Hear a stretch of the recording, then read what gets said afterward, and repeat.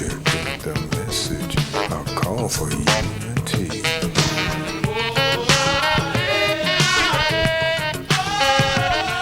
A motive of the message, a call for unity. For a long, long time, we've been deceived by the illusion.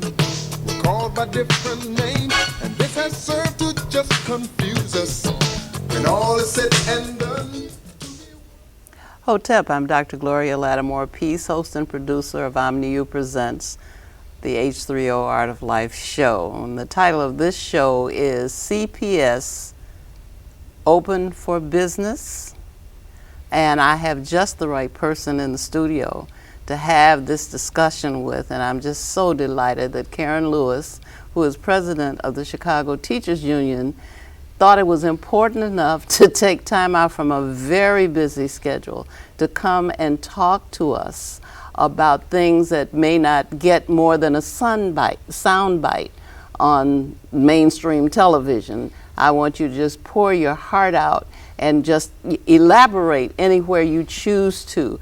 We just have to give a little background because people need to know that you weren't born yesterday, that you are in fact an experienced, well-trained, well-educated person who knows whereof you speak. So tell us a little bit about Karen Lewis, and then tell us about the Chicago Teachers Union and the Chicago Public Schools, in whichever order you decide. Oh, thank you for having me, first of all. I think the most important thing to know about me is that I have CPS running through my veins. I went to CPS, I went to Revis, I went to Kosminski, I went to Kenwood. My parents were both CPS teachers. My husband is a retired CPS teacher. My sister-in-law is a retired CPS teacher. So I am passionate about teaching and learning in CPS. I taught chemistry for 22 years. I started my career as a sub in 1987 while I was getting my teaching credentials. I taught at Sullivan High School for 3 years with an amazing principal, Robert Brazil, who had brought in and instituted a Paideia program, which was all about teaching children critical thinking skills, being able to argue a point based on the text. I then went to Lane Tech. I was there for 15 years, and during that time I got a master's degree in inner city studies education, and saw you often in the hallways. And I also have a master's in fine arts. I have a master's in fine arts from Columbia in film and video, so I've done documentary filmmaking. Because I believe that you have to train your right and left brain. So even though I taught science, I also feel like the arts are extremely important, that teaching and learning is a constantly fluid thing, and it's done by creating an atmosphere in which children feel loved, nurtured, safe, and valued. So now we just left the subject of the Chicago Public Schools because you're talking about nurtured, loved, and valued, and that is not sorely missing from the equation when we start talking about the Chicago Public Schools. You know, I was on a television show the other day. It was a national show, and this woman kept saying, but the schools are failing, they're failing, they're failing. And I realized that I am never going to use that word again. I am never going to call these schools failing. I'm going to call these schools abandoned. Okay. That we have abandoned schools. Okay. And we have abandoned them for a variety of reasons. But the main reason that we have abandoned schools is because the majority of people that send their children to Chicago Public Schools are poor black and brown people. Well, let me help you with using the term failing, because I would not use the term failing, because I'm saying that the system is not failing, it is succeeding. It is doing exactly what it was designed to do. Exactly. So it's impossible when you say abandoned, then you are talking about something real. And Yolanda Vincent says let's call a thing a thing. So let's understand that what we're talking about is a school system in which the children are in fact de-educated, and for the successes that we see is because of passionate teachers like yourself, people who go above and beyond what is required in order to love and nurture and teach the children, because otherwise it could not get done in that setting. But you know, I think that there are a lot of teachers and paraprofessionals and clinicians that go above and beyond. Absolutely. I think the overwhelming majority of us do. What we see as a real problem, though, is the nature of the bureaucracy. Absolutely. The nature of the governance, in which one person has so much control and so much power and so little understanding of how this system works, and where the people that make the decisions either have not been in this system, do not understand it, do not care about the people in it. And I guess for me, the real problem is, how do we take our schools back? And I think that's where we are. We're at a crossroads. And one of the best things that could have happened was the notion of a local school council, in which a local school council, appropriately trained, could have the understanding of the governance. And the inclusion of people from the community in the decision-making process. Absolutely. And they're excluded entirely. You get the decision ex post facto. Exactly. After the decision is made, now you're reacting. Right. They're going to close the schools. Now you have to react to, they're going to close the schools. But these so-called hearings that are, in my view, they're staged, you know, and they do everything they can to discourage the most vocal people in the community from being present. And so you have these staged hearings where no one is really being heard. Right, and there's no one to speak to. Absolutely. So, because the decision makers aren't in the room. Here's what's interesting. What people do not understand, people believe that their schools were taken off the list.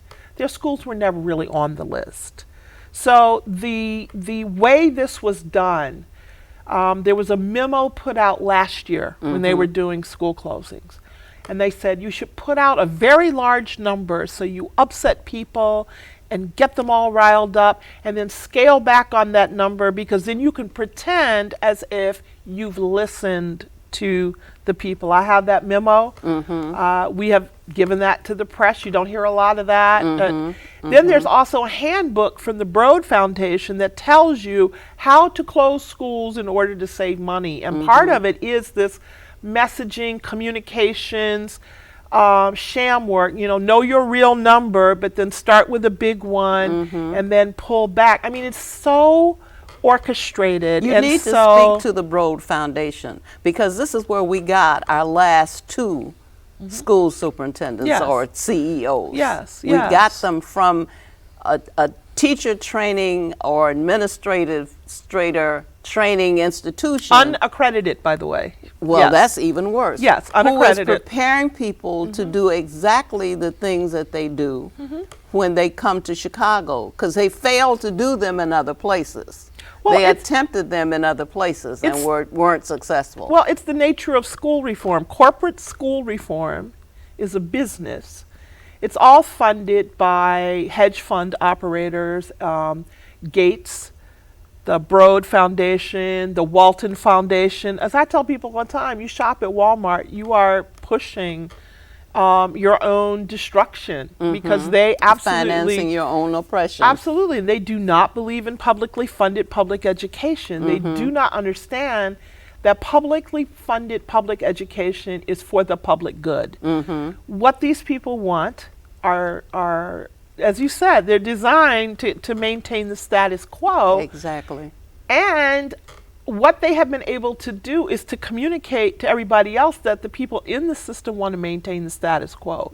We're very clear that the status quo is to keep wealthy people wealthy and keep poor children poor.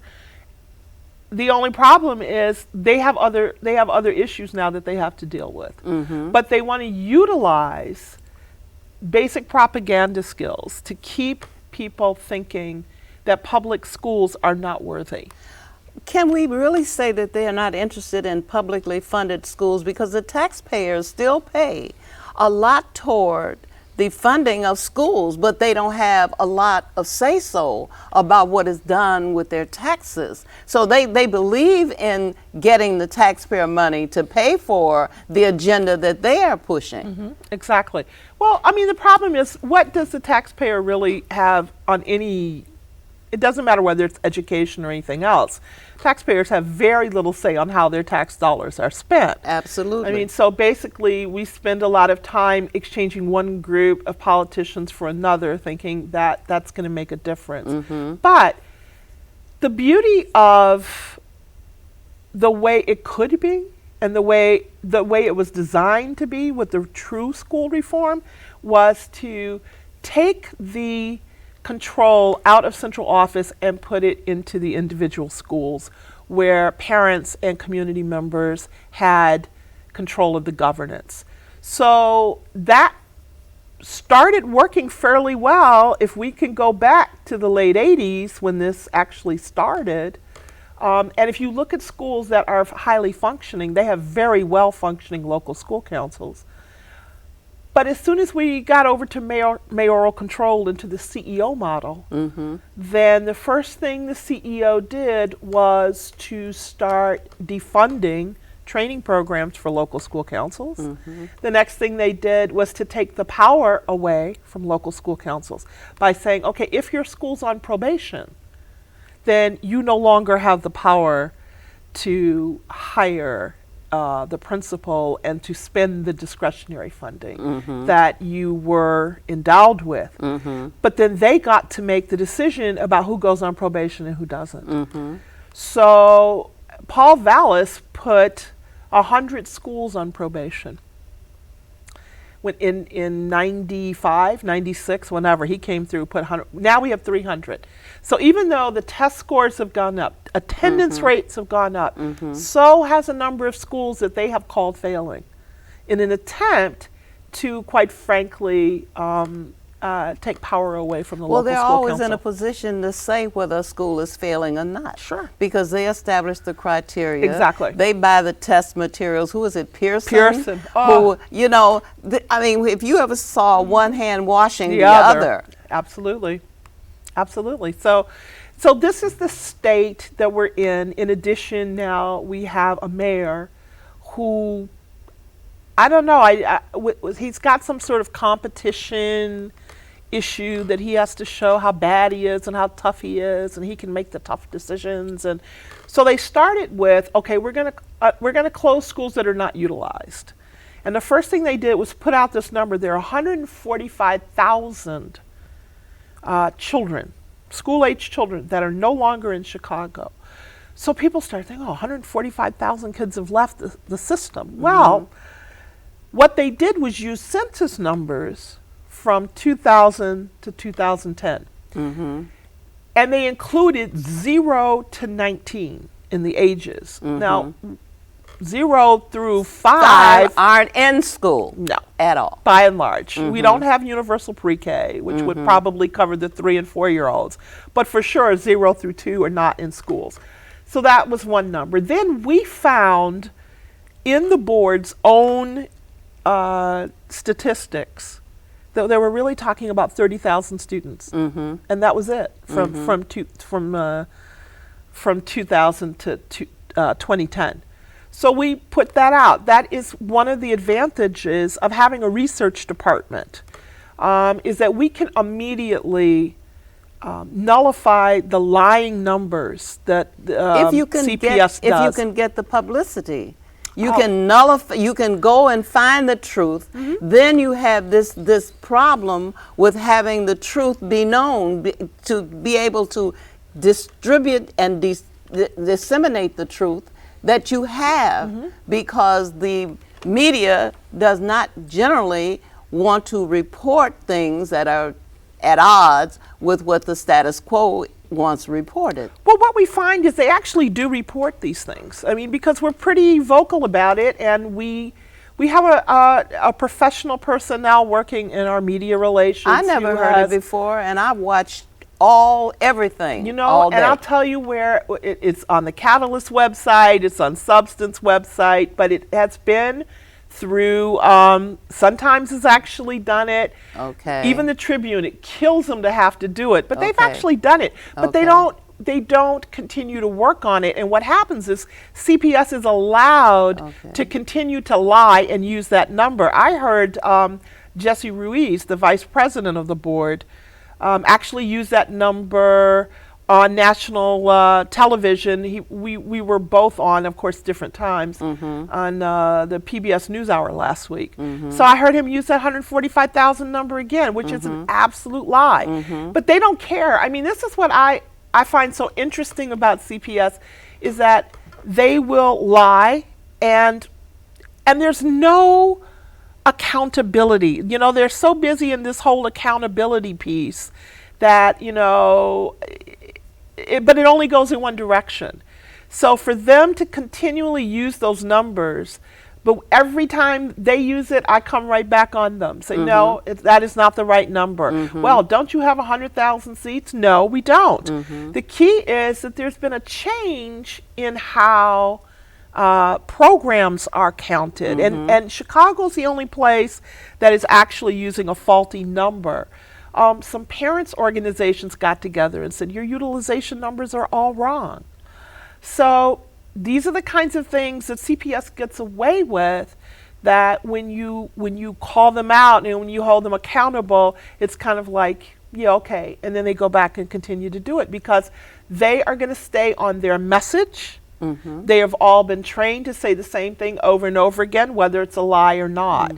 But the beauty of it is that the more they lie, the more credibility they lose.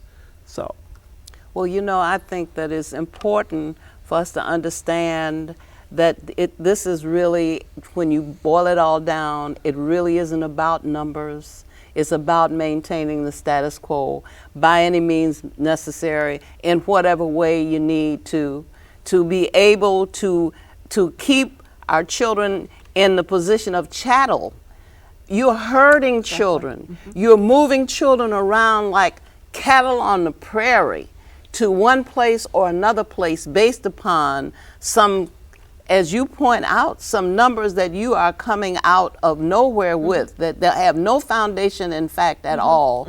You're creating these fantasies about what the condition of the schools are, what the budget deficit. You know, you're talking about all kinds of things that are really not, they don't exist. As you say, this number does not exist. This budget deficit, I'm told, does not really exist. no, they always have the press release budget, $1 billion. Well, it scares everybody. They've said that. I remember back, I think Ron Huberman used that number at one point. There's $1 billion deficit, $1 billion deficit. Then they come out and do the budget, and they have budget hearings, and then they have another number, which is not usually the $1 billion number. They start with some, Arnie Duncan used to do this. It really was worse in his day. And then finally, a year later, when they actually produce the audited report, you find that they've balanced their budget miraculously. And it's then in the last 8 of 10 years, they've had a surplus at the end of the year. No, who ever heard the word surplus with regard to the Never. school budget? Never. So But- there is enough money. Well, here's the other piece. They do not try to print out the audited book anymore. They used to print that out. It would be in every library. It would be in every alderman's office. They would have all kinds of copies of it. Now, to save money, they just want to put it online. So who has the opportunity to go online and look at over 1,000 pages of financial data? I have a friend who has 212 pages right now that he's sifting through. It's like looking for a needle in a haystack because you're calling things by names that if you don't know the right name, you don't know where to find this money. That is correct. You really don't know where this money is being allocated. You really don't know what this means. And so actually you're really not able to read the school budget. And I'm wondering how many of the people on the budget committee, how many of the aldermen, how many of the people who approved this budget can actually claim to either have read it or have understood it. Well, all right, so we have a budget committee with the union that we've had for some time. And I can tell you that my people know how to read this budget. What's interesting is that it is something that we have actually demanded on a regular basis, like a quarterly report, so that we can keep up with what they're doing. The other piece is to read the board reports every month. There's a lot of information in there. And our research, I have crack research department. I'm very, very proud of the work they do. And it has given us a lot more ammunition to have real discussions with them about. Are teachers reading, classroom teachers reading board reports? Yes. Is that part of in-service training? No. Anywhere? Oh, goodness, no. Okay, so teacher has to just take it upon herself. Yeah, to but there wanna are a read lot that. of people that are very interested in it, and they have joined the budget committee. And you'd be surprised how many classroom teachers are very, very interested in this work we do. So, Well, I would think that anybody who's living depends upon the numbers that are being reported in these reports would want to read the reports and or go somewhere where someone has read it and understood it and can report it to understand what is going on, because you can't afford to be illiterate in a situation where you are at risk. I mean, where you in peril. yeah, but even if you know the numbers, there's always going to be a fight about the interpretation. You know, that's what's so amazing about how this board operates. And they operate in little fiefdoms all over the city. There was a time when we started noticing that money got moved from central office out to the districts, and then, or networks or areas, whatever they were calling them at the time. Now they're networks. So, I mean, there are a variety of ways to see this. We are also concerned, of course, that this year there's going to be school-based budgeting, which means that we are concerned that principals will have way more incentive to not hire people with experience. So, Because they have to make Right. ends meet, right. and they have to allocate Right. these funds. And it also goes to the issue of how responsibility and accountability is actually managed. And it's managed further and further down the chain to the people who have the least power to resist the pressure. So principals, I think that's the worst job in the system, quite frankly, is to be a principal. Because the networks are demanding almost impossible Herculean tasks. Well, you know, I didn't like the notion that principals could now have the authority to hire their staff. They've had that since the 80s. Well, let me say this about that. When you have the responsibility or the authority for hiring people, you also have a responsibility for keeping your school viable. So now, if you hired the people and the people don't perform, or the test scores or whatever kind of criteria they're using indicate that these schools are failing, then the buck stops with you. Well, Why would you want to have that? Why would you want that to rest in a single person? because that's the business model, all right? And we've gotten away from the education model. Look, Chicago is the model that they exported to the rest of the country. This has been going on since the late 80s. There was a time when you got hired, you went down to the board, they hired you and sent you to wherever there was an opening. So the business model people and the people that believe that a principal should be the leader of that building because the principal is the CEO of the building, should be able to hire their own staff. Now here's the problem with that. The shelf life for a principal in CPS is 5 years.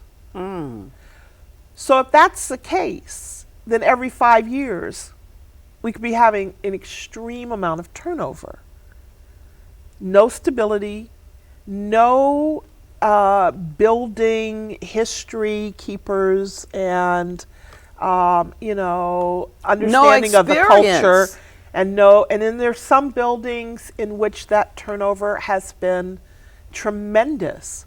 In addition, that's good for the board because that means less experience is less pay. Right. So, and then there's been a push to push out older teachers. I mean, this is and they oh no, that's not true. We have a quota system, so it doesn't matter how many years you have in, and now they're getting away from that. I mean, we are in some extremely vicious, nasty, mean-spirited, hard times for public education, not just in Chicago, but nationally. People are feeling it everywhere. There is a tremendous pressure to do this work well. So the key is people sitting around making the decisions who are not educators, but they think, okay, let's get rid of tenure, let's get rid of the benefits, let's get rid of pensions, let's make them pay more for their health care, let's do this, let's do that, and then vilify them for the last 30 years. And then talk about, but we want excellent, effective teachers. Right. So how do you torture people, have them on edge, and that not translate into how they relate to children? Well, the destabilization process is that very process that prevents schools from succeeding. Exactly. Because you can't have high turnovers in teaching personnel, in administrative personnel. You can't shuttle children around from one place to another place. When I was first teaching, I was at a school on the west side, and we had children who had low test scores. And so the reason being given was that these children were in some way innately inferior, and it was just, this was the outcome of poverty and a single parent household. They used all the social attributes to say that the children are not learning because the children are not prepared to learn in the first place. They're not born capable of learning, and then they're in these broken homes and all of this stuff. If you pulled out the personnel file for a child, you could find out that child had lived at the same address and had gone to 4 or 5 different schools by the time he got to the 5th or 6th grade. Now, the children didn't move. Right. The lines on the Boundaries. piece of paper which represented the school boundaries moved. And so now children were in this district, they were going to this school. Now they can no longer go to that school because now they're in this district. And children were always in turmoil and turnover. I think it affected not only their ability to learn and to gain confidence in their relationships with their teachers, because I maintain that children who don't like their teachers are poor learners. There's a relationship between learning and the rapport that you have with the person who is teaching you, and that cannot be denied. So if you have children who fall in love with their teachers, now they no longer have that teacher, now they're with a new teacher. It's enough to go from grade to grade, changing teachers. It's more than enough to go from school to school. Now you're with different children. You have to make friends all over again. Sometimes the children don't accept the new children as quickly as they need to be embraced. So all of this destabilization is part of the process that prevent children from learning and schools from succeeding. But then again, the system is not failing. The system is succeeding because it is destabilizing the whole process by which children learn and acquire knowledge. Well, I would agree with that, and I would add that we also use metrics that were designed to prove exactly your point. So that the children, as you said earlier, and using test scores has always been a problem because they were designed coming out of the eugenics movement. And all that has been compounded and compounded and compounded. And we've also believed the propaganda that these numbers have no bias, that they're objective. It's impossible for them to be objective. Yes, it is. If a test is in a language in the first place, it favors the native speakers of that language. That's correct. So for years, Latinos suffered from being classified as EMH and TMH and every other kind of alphabet because they didn't speak English. And the tests were given to them in English, and obviously they could not answer. Right. So, you know, tests are innately culturally biased. It is impossible to say that they are not. It is impossible to get a culture-free test. If people made the tests, and then of course, the model is the middle class White child, male. White male. Yes. White male child. So too, you're right. the children or the population on whom you are standardizing the test in no way resemble the children who are taking the test. So if these children took the test and they got these were their answers. Now you take this test to someplace else and you want these children to have the same answers. They don't have the same experience. They don't have the same language. They don't have the same anything because they are not middle class. They are not white. They are not male, and they're not privileged. Right. Well, and so that's one of the reasons why to place so much stakes, to have so many high stakes for children and for now teachers is extraordinarily problematic, because you don't use a tool for something it's not designed to do. But for some reason or other, corporate America has been able to convince the general public that this is what we should do, this is what's best, this is what tells us whether children are learning or not, as opposed to real multiple measures. But the other part of that is that they do not trust what teachers do and know. They do not trust our profession because they can't quantify it appropriately. And I am always amazed by people that tell me, oh, you know, I gave these children this test and I was able to redefine my teaching by analyzing the data, so I knew exactly what to do, blah, blah, blah, blah, blah. And I'm like, well, you know what, if you had been trained appropriately, you would know that. You wouldn't need these special tests that you have to constantly give children, because your own formative assessment would give you that kind of information because you know what to do. But now we have to talk about teacher training institutions, because teachers, by and large, are not prepared in teacher training institutions to teach the children who are in the classroom sitting before them.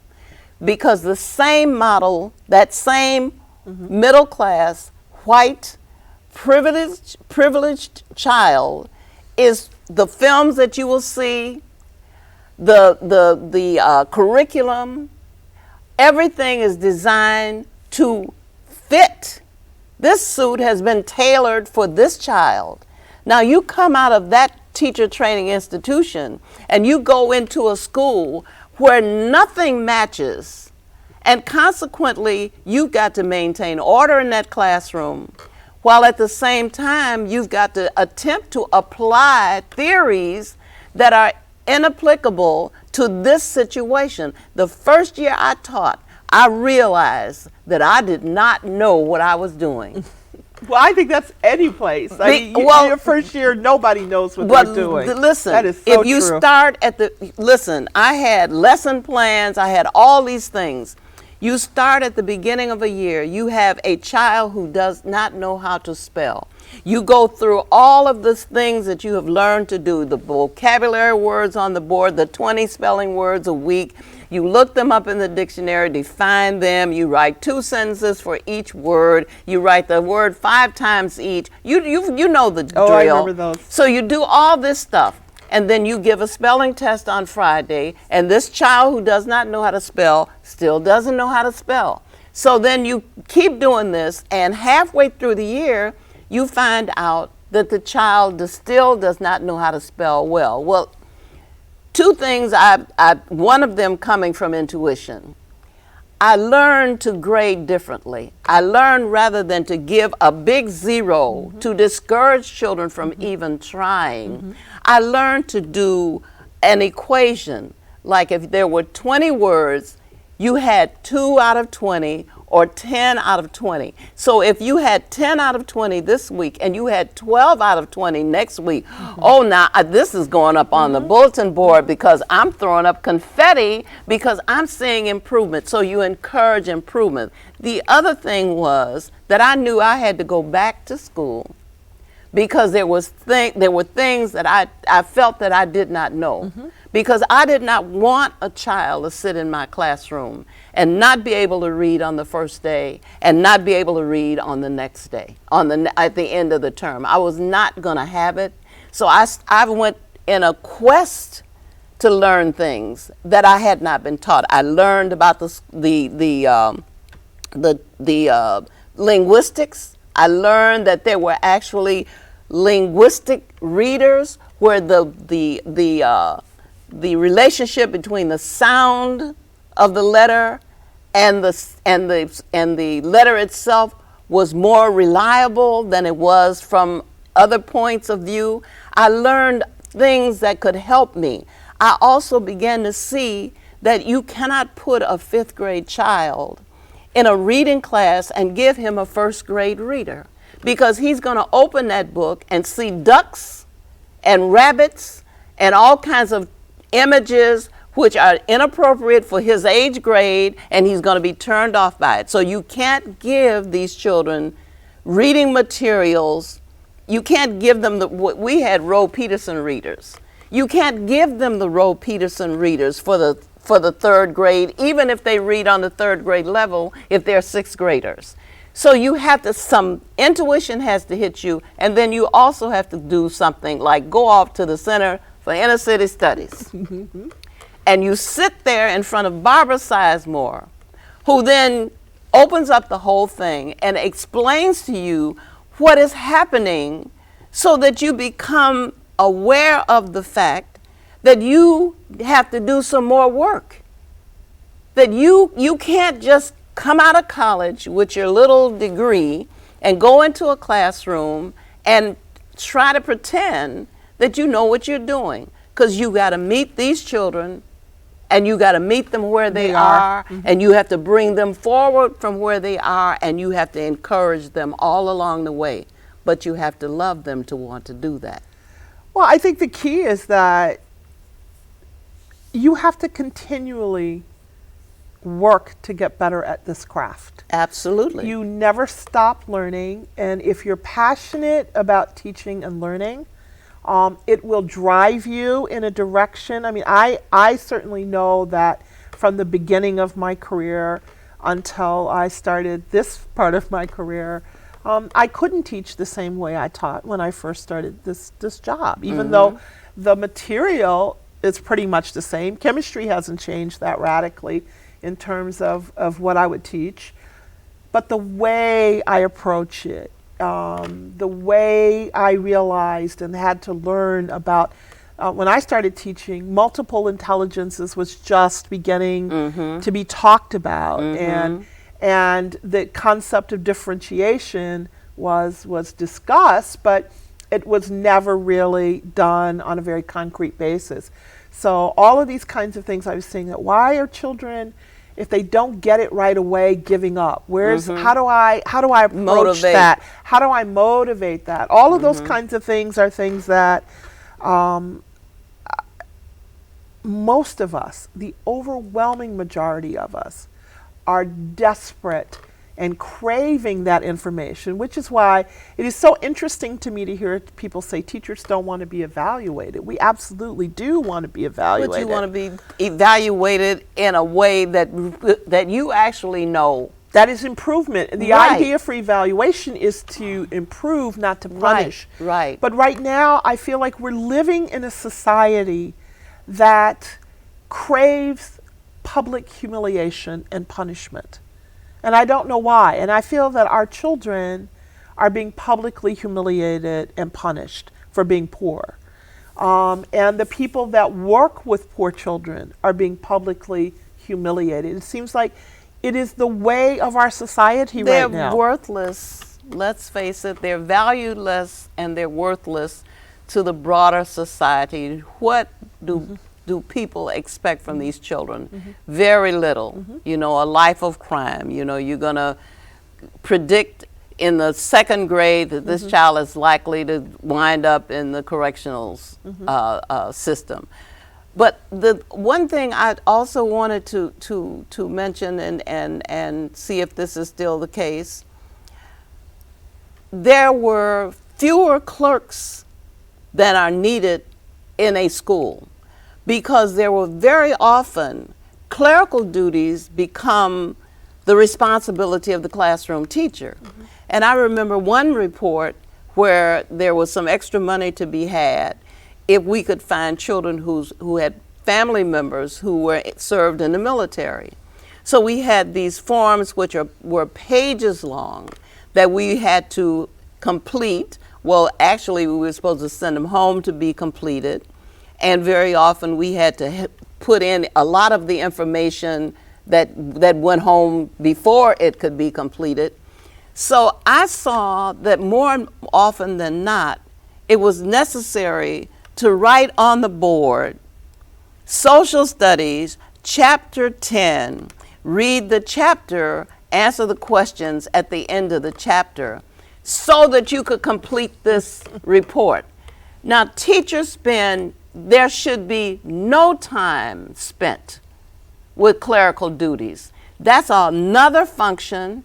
That's another job for some other people with another skill set, and it's not demeaning in any way. It's just that the precious time in the classroom should be spent in instruction, not in clerical work. We had far too much of that, and we had one principal who, if the teacher didn't finish the report during the regular school day, would hold the teachers after school like children and make them fill out these reports before they could go home.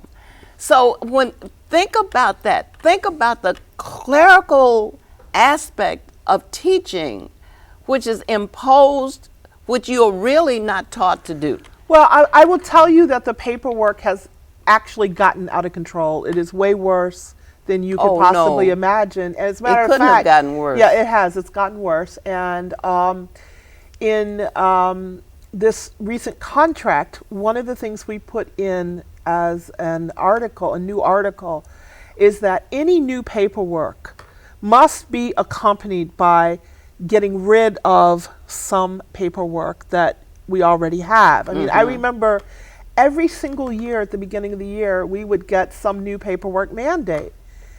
And I remember at once complaining. I said, you know, this is out of control. And I remember the principal saying, well, it's just one more thing.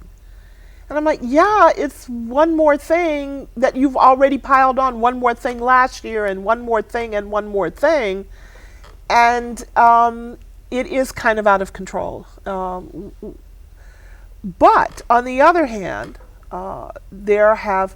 we have lost so many of our paraprofessionals. Lost them where? They have been fired. They have been because they have gotten rid of they've closed the positions. Because they're not needed? No, certainly not because they're not needed. Because they're incompetent? No, because they have chosen to close positions and chosen to do other things with that money. So that schools will fail because teachers cannot teach. How can you expect improvement? How can you expect progress if teachers cannot instruct students? Dr. Peace, there last year, or was it year before last? I can't remember. This was last year. There were lesson plans that were literally 20 pages long that principals were demanding that everyone do, regardless of your years of experience, but a 20-page lesson plan. For each subject? This was, I believe, including all of the subjects, but these were weekly lesson plans that were running anywhere from 20 to 40 pages. All of these things run interference. Yes, absolutely. With instruction. Absolutely. But then they kept saying, well, you have to plan. You have to plan every single minute of every single day and blah, blah, because that's going to mean you're a better teacher. You would not believe how the classroom is now. It is absolutely something that would not resemble anything you would possibly remember. When I first started in the teaching, good days, there were curriculum guides. Yes, they don't exist. Okay. Well, I just want to show you. 1973 okay. were the last curriculum guides Well, published. I want to show you a discrepancy in that. The curriculum guide said that in this grade, these were the things that these children were to learn. These were the units to be taught. So therefore, you allocated your time in terms of these units being taught, these units of information being taught. At the same time, you had textbooks for the 5th grade that had no relationship to the curriculum guides. The children were reading and learning from one set of books, and you were teaching from a curriculum guide that did not even have the same subject matter. Now, this again, to me, is part of the design, because now you have got to make this work. You have got to teach the unit on Chicago and the history of Chicago 4th grade. Without a textbook that has a unit on Chicago, because the textbook company is a company that's based in Kentucky or somewhere, Texas. and they're making textbooks for all the school systems all over the country. So they can't be specific to your school system. Which is why you have to do the work on your own to gather your resources, right? Which means that teachers good. are on a 24/7 schedule, and they are underpaid and overworked and vilified. That's not what the general public believes. The general public believes that we work. Remember, our mayor came in saying we work the shortest day, the shortest year, blah, blah, blah. You know, we don't do any. You're preaching to the choir here. That's why I'm saying it to you, because we should say this out loud. Well, we have. Matter of fact, let me tell you what we did. We published a study. We published a study that we commissioned a study actually from the University of Illinois to look at what the average teacher's real working conditions and real work weeks look like. Minimally 55 to 60 hour weeks. The average teacher, 58 hours a week, not the 35 or 32 they claimed we were doing. There is this mentality that when you leave school, you leave your work there. You don't bring stuff home. You don't plan for the next day. And, we have your summers off. You do this, you do that. And there is this mentality. Plus, they get to, as this woman was screaming at me yesterday, well, 4 out of every 10 kids doesn't graduate. As if that is part and parcel the teacher's fault. It's absolutely. If the teachers are prevented from teaching the children because they are overwhelmed with paperwork, if they are given materials that are either outdated or unrelated to what they're supposed to be teaching, and they have to manufacture teaching. We used to use a ditto machine. Now you have these other, more sophisticated ways of producing copies. But we used to spend tons of money making all kinds of materials for our students to use because they didn't exist. Well, and I think that's going to always be the case. I don't think we're going to ever find a textbook that's going to do exactly what we want. All I would say is that if we have standards and we have assessments. But if the standardized test is going to be based on what was in the textbook. Well, and what I'm saying is that along that line, we have to have the curriculum that's appropriate. And the people that design this need to be the people who actually do it, as opposed to some people they pay like $10 a question somewhere. I mean, this is these are people sitting in a room. Yes. Who are writing textbooks. Yes. for sitting a living, in a room, and sometimes who in have another never country, been in a classroom. and sometimes in another country, sometimes not even in the United States. So that's a whole nother set of arguments. But what I am concerned about right now is this notion that closing schools will increase the quality of education for our children. And when I hear this, it's something that we hear over and over and again. It's part of their talking points that we are trying to reallocate resources so that our children can get a quality education. Quality education should never be used in the context of the Chicago Public Schools. Because when I said CPS open for business, that is a business. They're in the business of schools. They're in the school business. They are not in the business of education at all. Never have been, never in. What's being conducted right now is a civil rights struggle. You're struggling, you're our Rosa Parks. You're struggling for the right of children to go to school and to be schooled and to be instructed. Education is a human right. If we were fighting for education, we would be before the UN and we would be making a case for our children having been denied education forever. When Carter Woodson wrote The Miseducation of the Negro, he was not wrong then, he's not wrong now.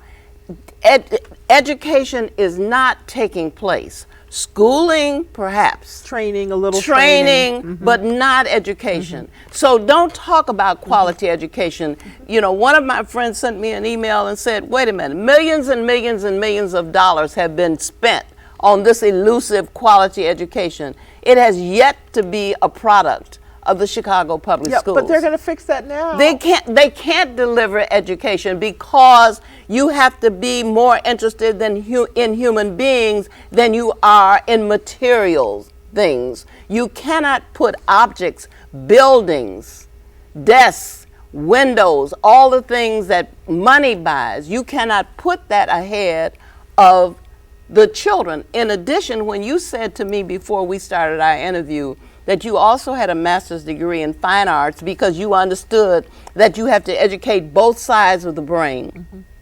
The affective domain is not being addressed in the public schools anywhere. So where's the art? Where's the music? Where are the things that are really the nature of the children who you have in these schools? They don't get to take music. They don't get to have exposure to fine arts. How then are you going to take a child and just do the cognitive side, just deal with and do that poorly, and leave this entire human side undeveloped, unaddressed? How can you can't call that education? Well, it's one of the things that we talked about when the mayor was on this rabid campaign for a longer school day. And we said constantly, we want a better school day. And from the very beginning, we said we want art, music, PE, world languages. We want all of the things that are the essence of education. And the essence of education is a whole human being. It's a whole human being, and it is what makes your life worth living. It is not job training. People have absolutely turned education. No, you can't into turn job education training. in that. You can turn training into job training. Right. But what I'm trying to tell you is that I remember having this conversation with a legislator 2 years ago, talking about how important this is, and he said, well, we can't talk about that because it's too expensive. And I said, it's too expensive not to do it.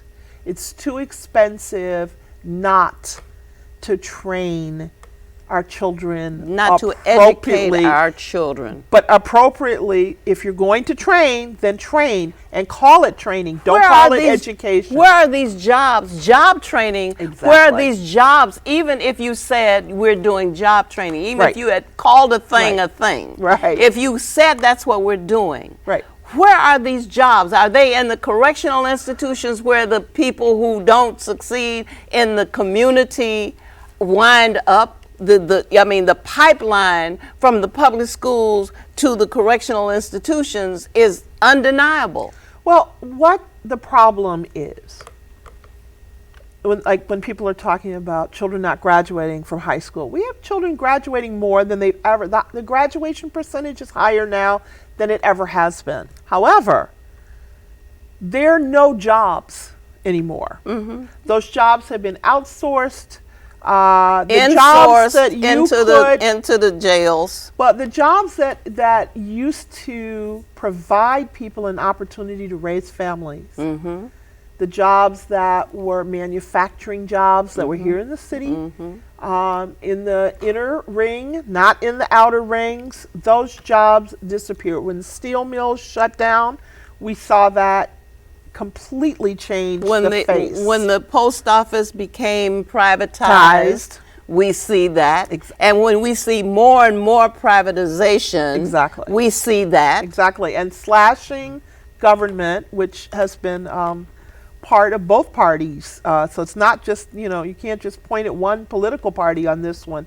But this notion of slashing government has also hit a lot of middle class people, changing everything so that the people that we have this huge income disparity. Mm-hmm. But we also have the notion of where will it all end up? And adding despair, pushing it further and further and further down and getting it to younger and younger children. Mm-hmm. So that many young children do not even believe they have futures. Mm-hmm. So the other part of that is to tell a constant lie that some children are more deserving than others, and to dress them up and pat them on their heads and say, oh, this is going to be wonderful for you, but not for you. So Well, we got 1 minute. I just want to spend this time thanking you so much for being so thoroughly informed about what it is you do. As I said, this is a civil rights struggle.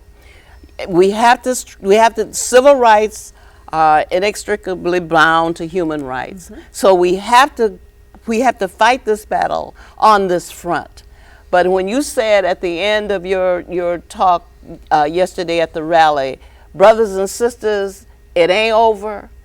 It will not be over, even if you succeed in keeping all the schools open, even if you succeed in getting all the resources into the schools and do all of the things that the teachers' action was about. Even if you do all of that, we will still have to get our children educated, and it will not happen in a system whose design is a business model. If the design is not a human model, it is never going to deliver education. well, thank you for having me. I Thank really you for appreciate coming. it, sister. Thank you so Thank much. you. It is not over. It is not over. Long time we've been deceived by the illusion. We're called by different names, and this has served to just confuse us. When all is said and done, to be one's our revolution. We never stand alone, 'cause unity's our resolution.